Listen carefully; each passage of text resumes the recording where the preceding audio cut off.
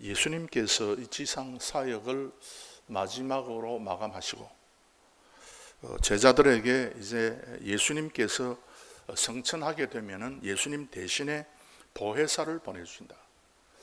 그래서 보혜사는 우리에게 깨달음과 확신과 능력을 주시는 분이다. 그래서 보혜사가 임할 때 너희들이 이제는 세상을 정복하는 정복자가 된다 하는 그런 말씀을 이제 했습니다. 그래서 예수님께서 오늘 본문은 성천하시는 장면과 그리고 성천함으로 말미암아서 이제 성령님이 오시는 그와 같은 분기점에 이렇게 걸쳐 있는 말씀입니다. 그래서 예수님은 이제는 마지막으로 세상의 사역을 마치고 성천하시고 그 대신에 이제 보혜사 성령님이 이제 어떻게 임하게 되는가 하는 그것에 대한 이제 말씀이 됩니다. 그래서 오늘 저는 여러분들에게 성령의 임하심, 성령은 이미 이 세상에 존재했었습니다. 이미 세상에서 활동을 했었습니다.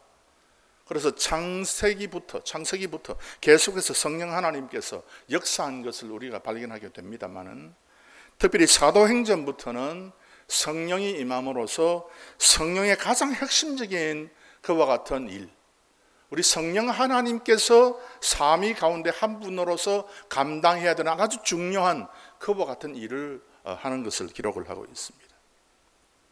여러분 잘 아시지 않습니까? 우리가 사도신경을 오늘도 고백했는데, 성령을 믿사오며 성령을 믿고 성령의 충만을 받으면 그 뒤에 생기는 현상은 바로 무엇인가?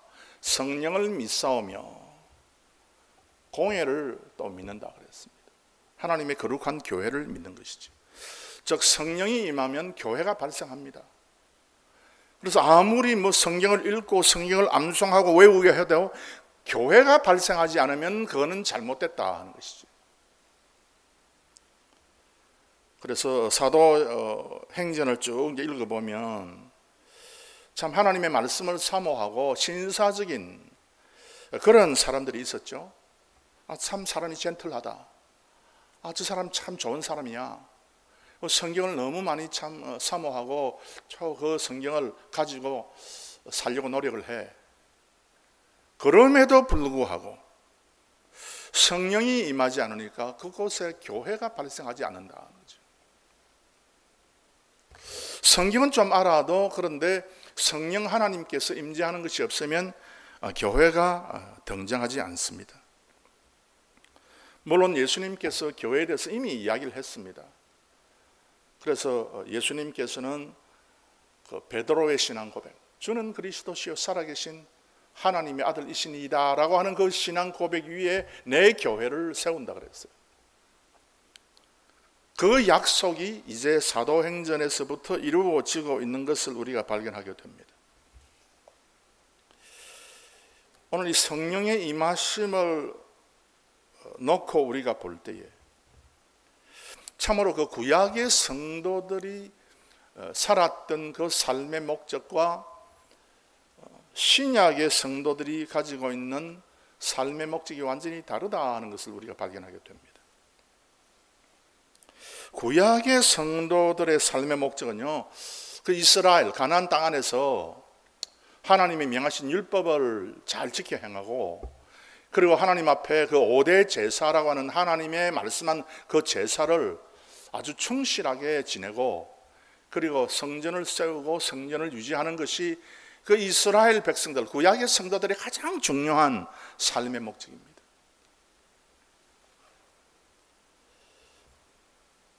그런데 이 목적들이 예수님으로 말미암아 완성됐다 그랬습니다. 그래서 이미 이제 이와 같은 삶의 목적은 이미 완성됐기 때문에 신약에 들어와서는 신약의 성도들에게는 너희들이 율법을 지켜 행하라 그걸 아주 여러 군데 이야기하는 것이 아닙니다. 우리가 율법을 지켜 행해야 됩니다만은 그럼에도 불구하고 율법보다는 다른 강조점이 있는 것을 우리가 신약에서 발견을 하게 됩니다. 그래서 이 완성된 율법, 완성된 5대 제사, 완성된 성전에 관한 그 관점 위에서부터 이미 완성되기 때문에 이제 신약에 살아가는 우리들은 뭐 이 율법을 쫓아간다든지 제사를 쫓아가든지 이거 말고 다른 중요한 삶의 목적이 있다는 것을 이제 성경이 말씀을 하고 있죠.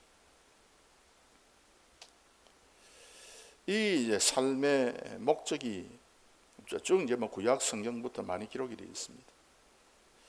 갑자기 삶의 목적이 변경된 것이 아니고 우리 믿는 사람에게 있어서 그 삶의 목적은 이미 구약에서부터 선지자들이 계속해서 예언을 하고 이야기를 해온 것입니다.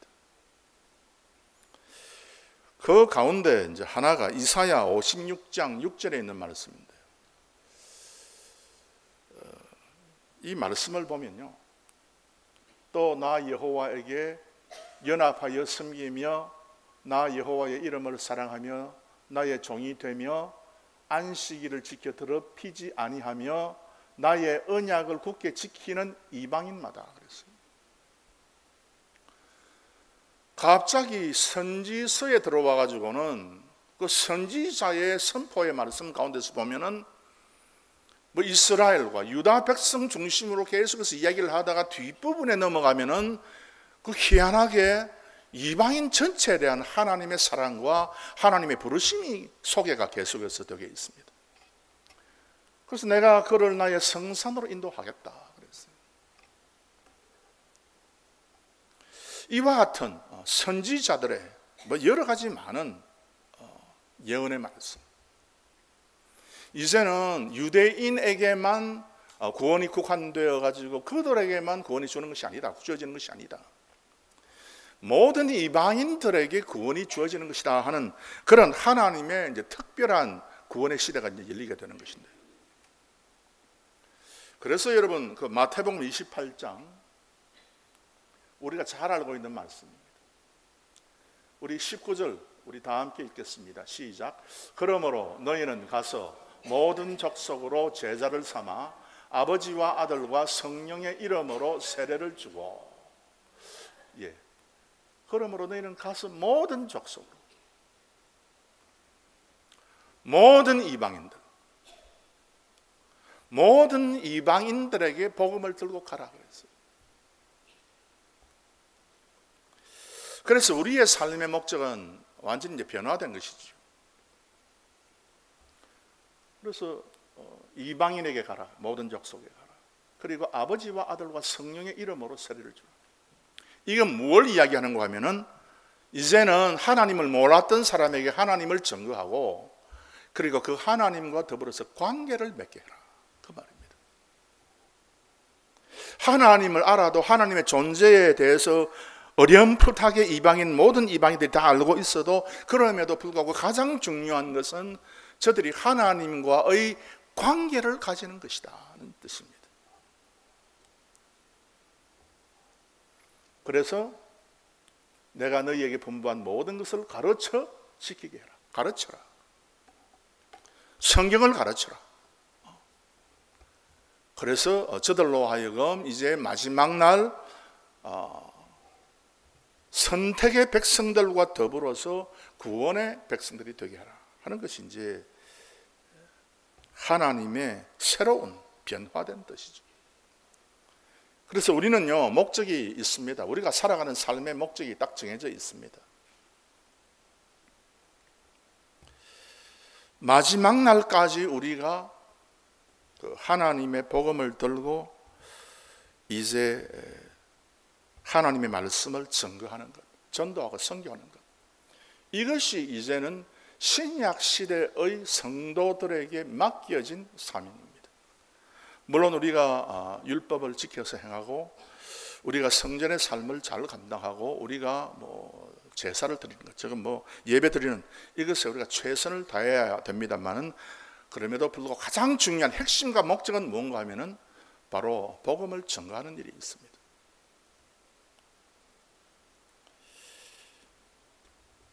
그런데 우리가 이런 어떤 새로운 목적, 이방인들에게 복음을 전하고 이방인들에게 믿어서 구원에 이르게 하는 이것은 참으로 어렵고 힘든 일입니다. 그래서 오늘 본문 사도행전 1장 8절에 이렇게 말씀하고 있습니다. 오직 성령이 너희에게 임하시면 너희가 권능을 받고. 그래서 권능을 받는 것은 바로 이 목적 때문에. 그래서 이게 이제 권능이라고 되어 있지 않습니까? 성령이 너희에게 임하시면, 성령이 임하면 가장 두드러진 성령의 임함과 충만함의 현상은 너희가 권능을 받는다. 그리고 예루살렘과 온 유대와 사마리아와 땅끝까지, 이방인들이 사는 그 땅끝까지 이르러 내 증인이 되리라 하시니라. 여러분, 그래서 우리 하나님께서는 이것을 이제 믿는 사람, 신약에 믿는 믿음의 사람들에게 그 삶의 인생의 목적으로 이렇게 세워주신 것입니다. 그런데 이 권능을 히브리 성경에서는 뭐라고 이야기하고 있는가 하면 가바르라, 그렇게 이야기하고 있습니다. 그래서 이 권능이다, 권세다 그랬는데, 이 가바르는 무슨 뜻인가 하면 to bind라고 하는 뜻입니다. to bind, 즉 하나님과 떨어진 파괴된 관계를 바인드한다. 이건 이제 온전케 떨어진 것을 바로 이제 묶는다 하는 뜻입니다. 깨어진 것을 이제는 바로 고쳐서 수리해서 묶어서 온전하게 만든다 하는 것이죠. 오늘 사랑하는 성도 여러분, 그래서 우리는 성령이 임재할 때에 가바르의 능력을 소유하게 되는데, 그것은 하나님과 분리되고 단절된 사람들을 하나님과 더불어서 묶는다 하는 것이죠.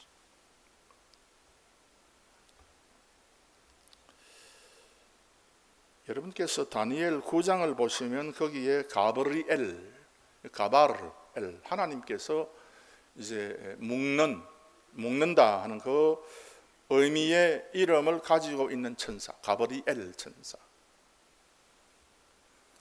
그래서 이 가브리엘 천사가 등장한 것은 황폐한 성소,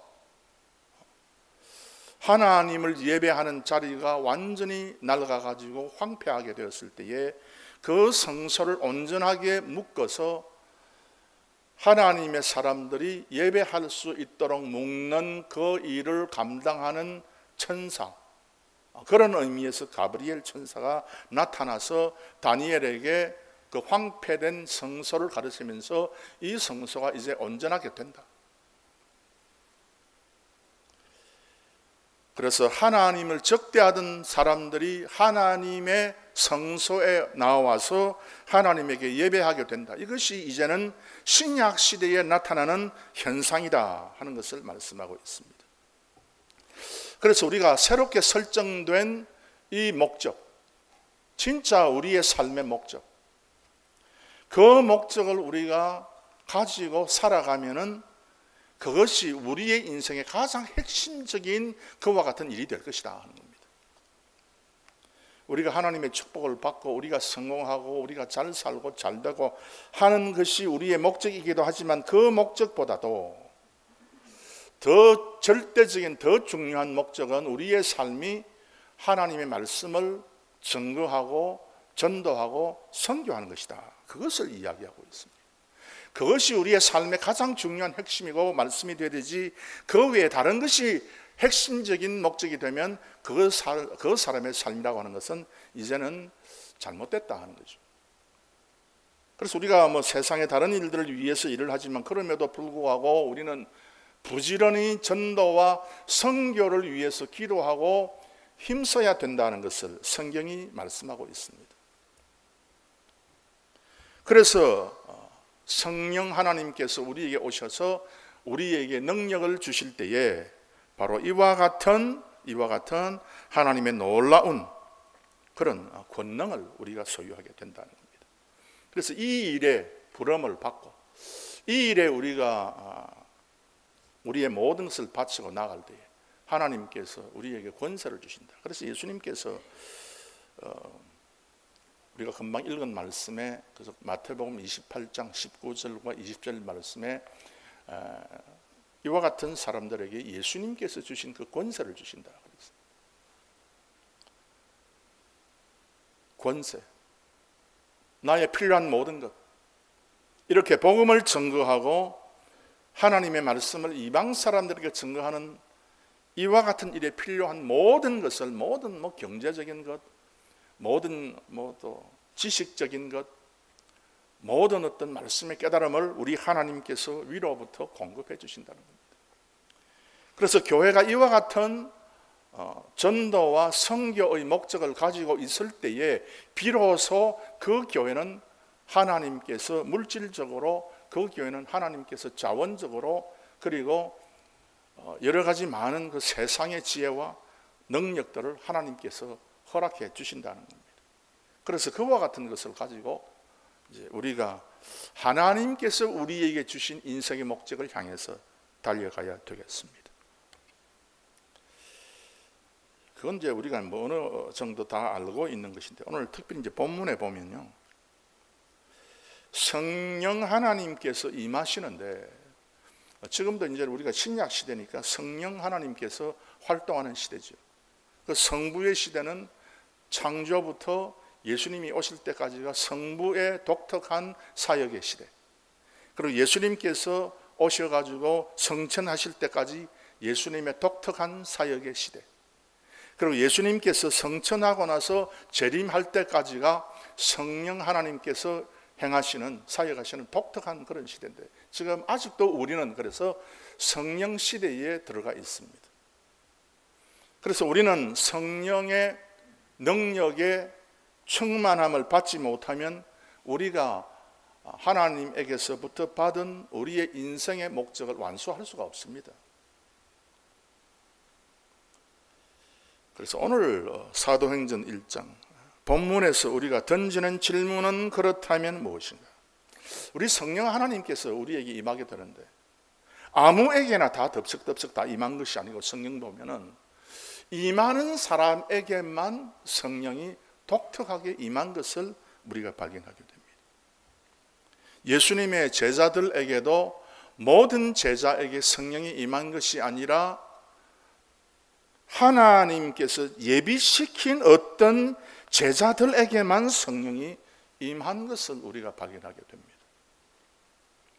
그래서 저는 오늘 여러분들에게 간단하게 우리가 어떻게 하면 성령의 임재, 성령의 임함을 우리가 받을 것인가, 어떻게 하면 우리가 성령에 의해서 충만하게 될 것인가 하는 그것에 대해서 간단하게 그 세 가지를 말씀을 드리도록 하겠습니다. 먼저 첫 번째 그 4절 말씀을 한번 보시기 바랍니다. 3절 말씀, 3절 말씀을 보시기 바랍니다. 해 받으신 후에, 즉 박해를 받고 죽임을 받으신 후에 또한 저희에게 확실한 많은 증거로 친히 사심을 나타내사 40일 동안 저희에게 보이시며 하나님 나라의 일을 말씀하시니라. 가장 중요한 것은 예수님의 살아나신, 예수님의 부활의 확실한 많은 증거를 우리도 역시 소유해야 된다는 겁니다. 하나님의 능력과 권세로 예수님께서 죽은 자 가운데서 다시 살아났다 하는 이 부활의 확실한 증거를 우리가 소유하지 않고 절대로 우리가 성령을 받을 수가 없습니다. 그래서 성령을 받는다는 것은 예수님의 부활의 능력을 믿지 못하고, 그리고 그것에 대해서 의심하면서 절대로 내가 성령에 충만하게 돼가지고 내가 하나님께서 마지막 부탁한 그 절대적인 그 인생의 목적을 내가 달성한다, 그것은 불가능하다는 뜻입니다. 확실한 많은 증거로 친히 사심을 나타내사 40일 동안 저희에게 보이시며 하나님 나라의 일을 말씀하시니라. 그 다음에 이제 말씀이죠. 말씀을 모르고서는 절대로 우리가 성령의 충만을 받을 수가 없다는 뜻입니다. 말씀 없이 성령의 충만을 받으면 결국 나중에 그것이 타락의 징표가 된다는 겁니다.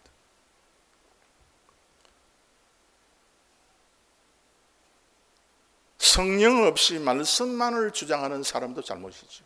능력이 없습니다. 그런 사람들은 절대 교회를 이룰 수가 없습니다. 저 사람이 진짜 교회를 위해서 무언가를 한다. 저 사람이 참 교회에 필요한 사람이다 하는 그런 사람들, 그런 사람들은 반드시 이 말씀과 아울러서 성령에 의해서 충만된 그런 사람들입니다. 그래서 말씀의 증거를 소유하고 있지 않는 사람들은요, 이 성령을 받아도 뭘 받았는지 모릅니다. 그래서 우리가 말씀을 계속해서 우리가 읽고 공부하고 계속해서 우리가 이 말씀이 어떻게 흘러가는가 하는 것을 계속해서 깨달아 알기를 바라는 것은 뭐냐? 그냥 우리가 말씀을 우리가 성경을 우리가 내 손에 갖고 있지 않는다 할지라도 그 성경이 흘러가는 그 말씀의 흐름을 우리가 알기를 원하는 이유가 뭔가 하면 그와 같은 어떤 말씀의 흐름 가운데 우리가 계속해서 생각하고 그 말씀을 우리가 가지고 있을 때 비로소 성령이 우리의 마음속에 들어오게 됩니다. 그런 사람이 기도하는 그 기도의 능력과 그냥 인간의 지식으로 기도하는 그 기도는 완전히 다릅니다, 여러분. 그래서 저 사람은 지식적으로 기도를 한다. 그래서 그 지식적으로 기도하기 때문에 혹시 이게 잘못될까 봐 두려워하면서 종이에 적어와서 그렇게 해서 더듬거리면서 기도하는데, 그러나 듣는 사람은 영이 기도하는 것이 아니라 그 지식이 기도하는 것을 알지 않습니까? 그래서 그런 사람들이 기도하는 그 기도는 안 된다 하는 것을 이야기하고 있죠.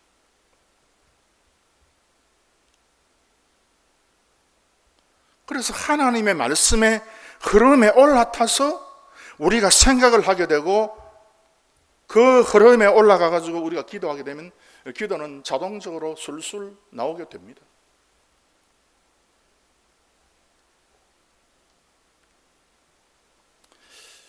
그래서 우리는 성경을 읽는 일에 등한히 해서는 안 됩니다. 그리고 성경을 읽어내면서 중요한 핵심적인 흐름들을 우리가 찍어내가지고 우리의 평생의 말씀으로 삼아야 되죠. 그렇지 않는 사람은 적당하게 그냥 믿다가 적당하게 인생을 마치게 되는 것입니다. 그 다음 두 번째, 성령의 그 임하심이 있는 사람은 어떤 사람인가? 그 4절 말씀해 보시면 이렇게 되어 있습니다. 사도와 같이 모이사 저희에게 분부하여 가라사대 예루살렘을 떠나지 말고 내게 들은 바 아버지의 약속하신 것을 기다리라. 그래서 여기 아버지의 약속하신 것이죠. 이 아버지의 약속하신 것을 그 히브리 말로 찾아보면은 아버지의 바타한 것을 기다리라 그랬어요. 이 바타라고 하는 말은 뭔가 하면은 to rely upon입니다. 무엇에 의지하다, 기대다. 그래서 수박을 가르쳐서 우리 여름에 잘 먹는 수박을 가르쳐서 이 바타라 그러죠. 이거는 땅에 기대 있는 열매예요. 수박이라고 하는 것은. 그래서 이 수박은 반드시 땅에 기대야 됩니다. 요즘 수박은 작은 수박을 갖다가 한국에서 생수를 보면은 공중에서 매달아 가지고 수박이 열리고 크는 그런 어떤 수박도 있더라고요. 조그만 핸드볼 같은 그런 수박. 그러나 진짜 그 수박이라고 하는 것은 땅에 이제 놓여 가지고 그 줄기에서부터 진액을 빨아들여서 이제 수박이 되는 거죠. 이 바타다. 이게 약속이다.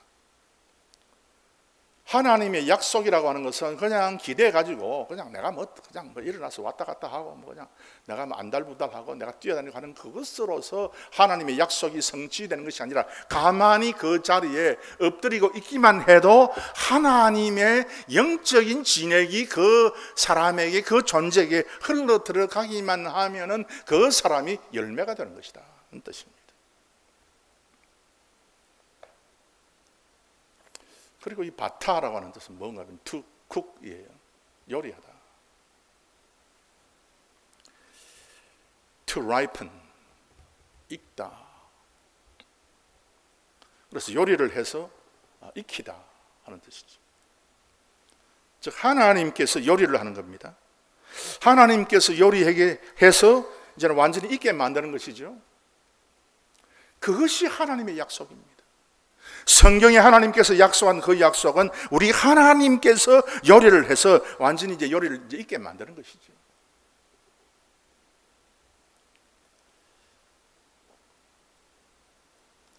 우리 하나님께서 그래서 요리가 완성될 때까지 우리는 엎드려서 기다려야 됩니다. 이것이 약속을 바라보는 사람들의 태도입니다. 성급한 사람은 집에 들어가서 갑자기 부인에게 밥을 빨리 내놔라고 그렇게 짜증을 내는 사람이 있습니다. 그렇지 않죠. 어느 정도 음식이 다 익으려고 그러면 시간이 필요하지 않습니까? 그래서 우리 하나님께서는 약속하신 것을 기다리라. 하나님께서 지금 요리를 하고 있기 때문에 그 요리가 끝날 때까지 너희들은 좀 기다리라. 그래서 복음 전도의 선교에 필요한 하나님의 중요한 어떤 것이 우리에게 들어올 때까지 너희들은 기다리라. 그래서 그것이 완전히 익어가지고 우리의 입에 잘 들어올 수 있도록 하기 위해서 너는 기다리라 하는 것입니다. 그래서 우리는 때로 일이 잘 풀리지 않고 우리의 목적이 성취가 늦어질 때에 우리는 그 초조해하고 답답해합니다.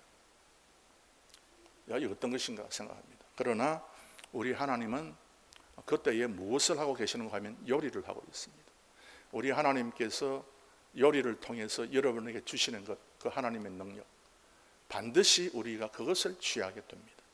그래서 우리의 생각이 일이 잘 되지 않고 하나님 앞에서 응답받는 것이 느리고 한다 할지라도 끝까지 하나님께서 요리가 끝날 때까지 여러분께서 기다리고 우리 하나님의 신실한 약속을 취하시는 우리 모든 성도님들이 되시기를 바랍니다. 그 다음 세 번째, 마지막으로 성령 하나님께서 임하는 방법이 뭔가. 3절 말씀에 우리가 말씀의 증거를 확실히 가져라 그랬고요. 4절에는 약속하신 것을 기다리라 그랬고요. 그 다음에 뛰어넘어서 14절 말씀을 보시면 여자들과 예수의 모친 마리아와 예수의 아우들로 더불어 마음을 같이하여 전혀 기도에 힘쓰니라 그랬어요.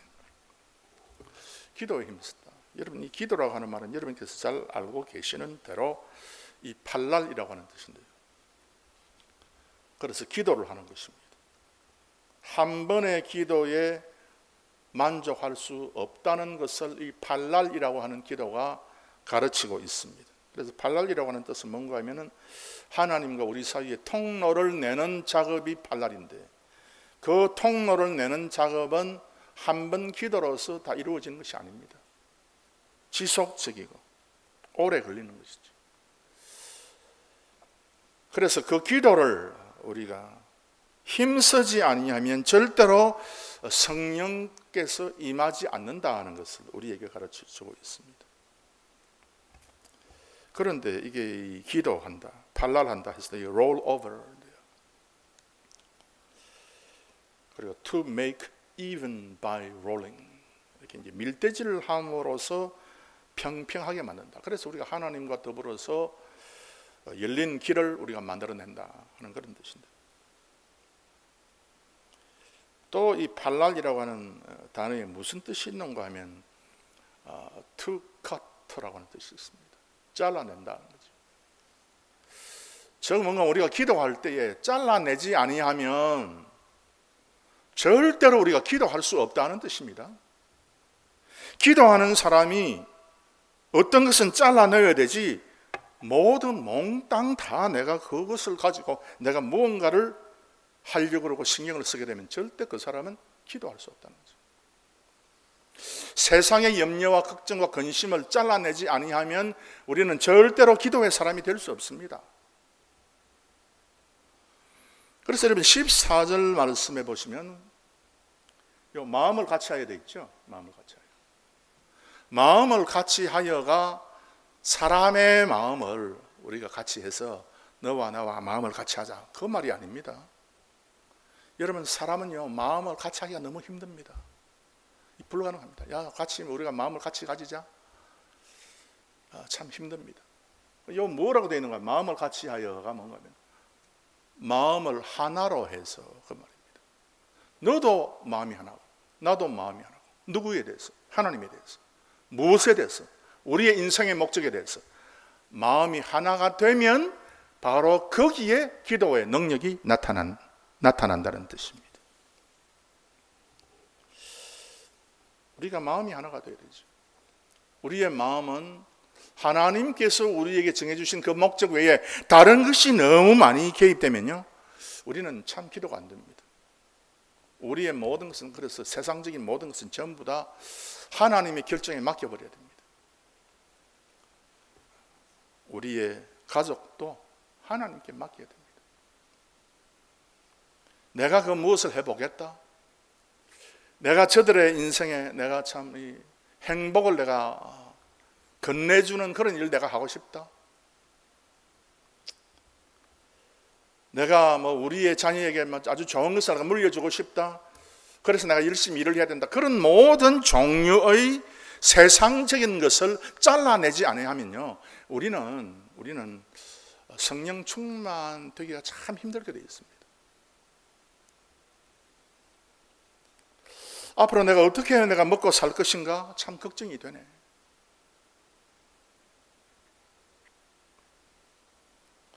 우리 한국 교회가 요즘 고민하고 있는 것이, 요즘 우리 한국의 그 수입이 점점 줄어들고 돈 나갈 것은 너무 많고, 그러니까 우리가 이제 기도하자. 한국 경제를 위해서 기도하자. 여러분, 우리는 물론 우리 한국 경제를 위해서 우리가 기도할 수 있습니다. 그 기도는 아주 일시적 짧은 기도여야 됩니다. 그런데 우리가 경제에 관한 근심은 우리가 다 투카트 판단해야 됩니다.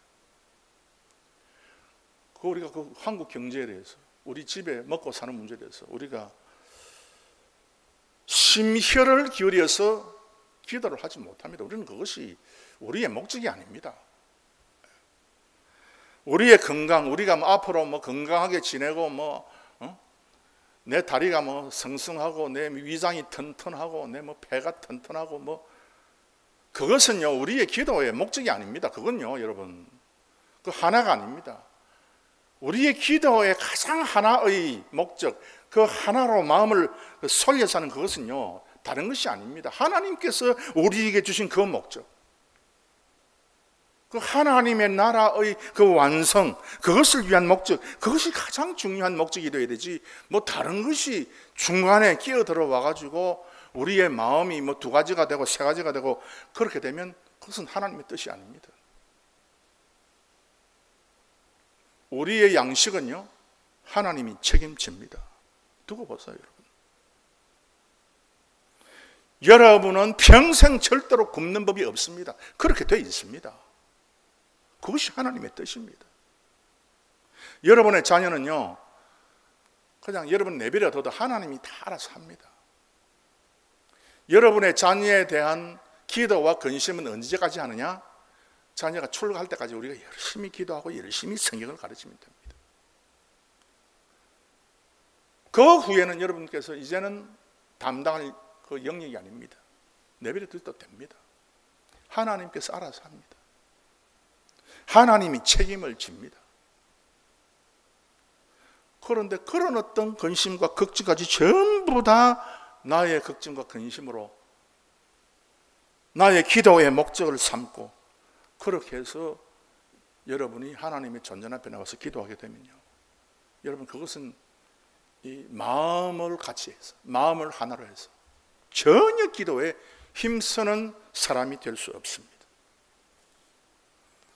그래서 오늘 제가 여러분에게 말씀드리고 싶은 것은 이런 하나님의 막강한 권세와 능력이 다른 데 있는 것이 아니라 성령 하나님께서 우리에게 오시면 능력과 권세가 주어지게 되는데, 그때 우리가 가지고 있는 그 능력과 그 권세는요, 이 세상을 정복할 수 있는 능력과 권세입니다. 우리가 뭐 그냥 집 한 채 생기고 우리가 땅 좀 생기고 우리가 막 돈 좀 생겨가지고 뭐 그때에 우리의 자녀들이 그와 같은 우리의 삶의 모습을 바라보고 본받게 되는, 그것이 진짜 우리 자녀들이 소유해야 될 교훈입니다. 그래서 그런 어떤 마음의 소원을 쫓아서 계속해서 하나님께 기도하고 계속해서 성령 충만 받기를 노력해서 하나님의 위대한 일을 이루어 가시는, 그 목적을 이루어 가시는 우리 모든 성도님들이 되시기를 바랍니다. 기도하겠습니다.